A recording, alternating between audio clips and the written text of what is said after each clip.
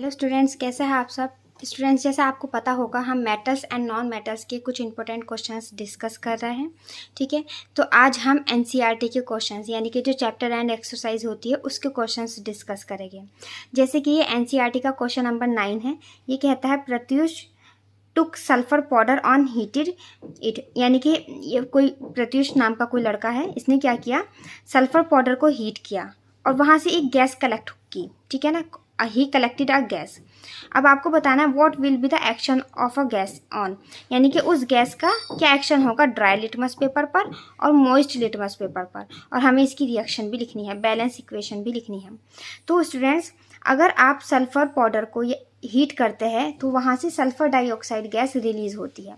कौन सी gas release होती है? सल्फर डाइऑक्साइड गैस रिलीज होती है। तो पहली चीज़ तो यही है कि कौन सी गैस रिलीज होती है, सल्फर डाइऑक्साइड। वैन, तो जब आप सल्फर पाउडर को हीट करते हो एयर में तो सल्फर डाइऑक्साइड गैस आपकी क्या होती है, फॉर्म होती है। ठीक है ना, ये चीज़ हम याद रखेंगे। अब हमें बताना है कि सल्फर डाइऑक्साइड गैस का ड्राई लिटमस पेपर पर क्या इफेक्ट होगा। ठीक है, तो इसका ड्राई लिटमस पेपर पर कोई इफेक्ट नहीं होगा। ठीक है ना, no action on dry litmus paper. Dry litmus paper पर इसका कोई इफेक्ट नहीं होगा। ठीक है, तो अब बात आती है, अब हमें बताना है कि मॉइस्ट लिटमस पेपर पर इसका क्या इफेक्ट होगा। तो स्टूडेंट्स, सल्फर डाइऑक्साइड एक ब्लीचिंग एजेंट की तरह बिहेव करती है। It act as a bleaching agent. तो ये क्या काम करेगी, ये मॉइस्ट लिटमस पेपर को ब्लीच कर देगी। It bleach moist litmus paper, moist litmus paper because it act as a bleaching agent, क्योंकि ये कैसे एक्ट करती है, एज आ ब्लीचिंग एजेंट की तरह ये एक्ट करती है।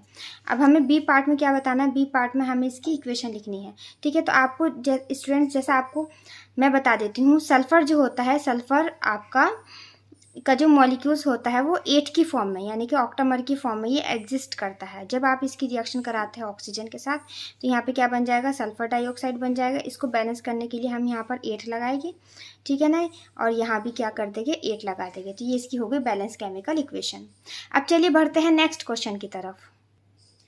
नेक्स्ट क्वेश्चन भी काफ़ी इंपॉर्टेंट है। नेक्स्ट क्वेश्चन क्या कहता है, what type of oxide is formed when non metal combine with oxygen.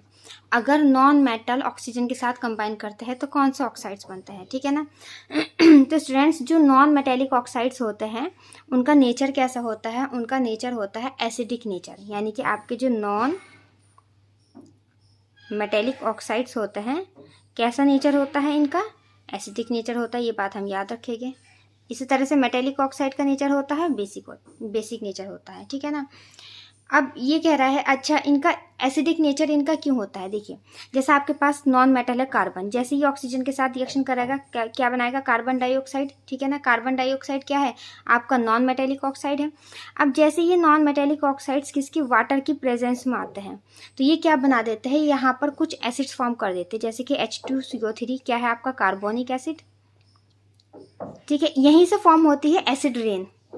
ठीक है ना, यही आपका फिनोमिना होता है एसिड रेन का। ठीक, इसी तरह से मान लीजिए सल्फर डाइऑक्साइड है, सल्फर डाइऑक्साइड की रिएक्शन कराए हम वाटर के साथ तो क्या बनेगा आपका, क्या बन जाएगा, H2SO3।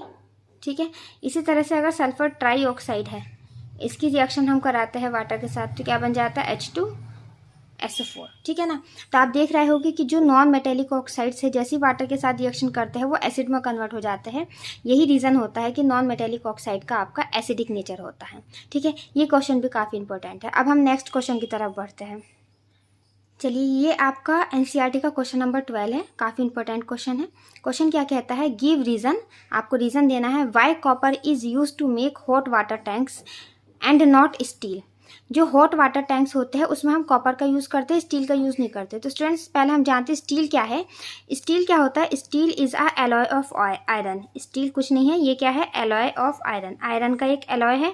ठीक है, एलॉय क्या होता है, मेटल्स या फिर मेटल्स नॉन मेटल्स का जो होमोजीनियस मिक्सचर होता है उसी को हम क्या कहते हैं, एलॉय कहते हैं। तो स्टील क्या है, आयरन का एलॉय है।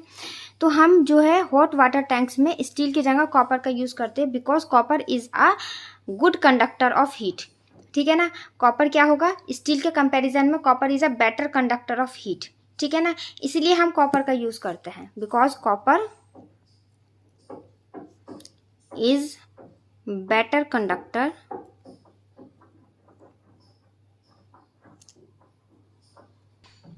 Copper is better conductor than steel. ठीक है ना, एंड कॉपर जो होता है वो स्टील से ज़्यादा कॉस्टलियर भी होता है, copper is costlier than steel. ठीक है, that's why it is use to make hot water tanks in preference of steel. तो हम स्टील के प्रेफरेंस में कॉपर को हम ज़्यादा प्रेफरेंस देते हैं as compare to steel, because copper ज़्यादा अच्छा कंडक्टर्स है स्टील के कंपेरिजन में। ठीक है ना, तो आई होप आपको ये क्वेश्चन समझ आए होंगे। तो स्टूडेंट्स, हमने metals and non metals chapter complete कर लिया है, इसके मोस्ट इंपॉर्टेंट क्वेश्चंस भी हमने कवर अप कर लिए हैं। तो इसी तरह से क्लास 9-10 की साइंस में से, यानी कि फिजिक्स, केमिस्ट्री, बायो में आप कोई भी चैप्टर मुझसे इसी तरह समझना चाहते हैं तो कमेंट कीजिएगा।